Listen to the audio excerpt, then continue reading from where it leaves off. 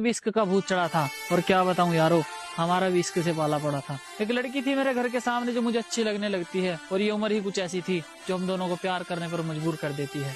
उसके साथ बिताए हुए पलों में मुझे जन्नत का एहसास होता था, और उसके घर वालों के चले जाने के बाद मैं उसकी गोद में सर रखकर चैन से सोता था। एक दिन उसके घर वालों को पता चल जाता है, वो हम दोनों को मिलते हुए देख लेते हैं, और अब उसके घर वाले उस पर पाबंदियां करनी शुरू कर देते हैं। अब हम दोनों को एक दूसरे की आदत सी हो जाती है, और मैं तो पहले ही पागल था, अब वो भी मेरे प्यार में पागल सी हो जाती है। अकेला प्यार से ही पेट नहीं भरता, उसके लिए खाना भी पड़ता है, और घर ऐसे ही नहीं चलता, उसके लिए कमाना भी पड़ता है। अब घर वालों की जिम्मेदारी और उसके प्यार का बोझ उठाकर मैं कमाने निकल जाता हूँ।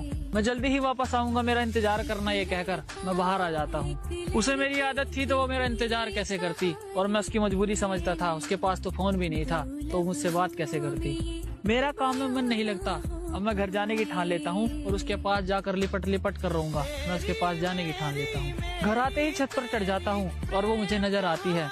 उसके हाव भाव कुछ ठीक नहीं थे, वो मुझे थोड़ी बदली बदली सी नजर आती है। जहाँ कभी मैं हुआ करता था, अब मेरी जगह कोई और आ जाता है, और जो कभी मुझसे प्यार किया करती थी, अब उसे किसी और से प्यार हो जाता है। जिसके साथ दिन रात मुलाकात हुआ करती थी, वो अब मुझे याद तक नहीं करती, और मैं उसके सामने हाथ जोड़ जोड़ कर रोता हूँ, और वो बेवफा मुझसे बात तक नहीं करती।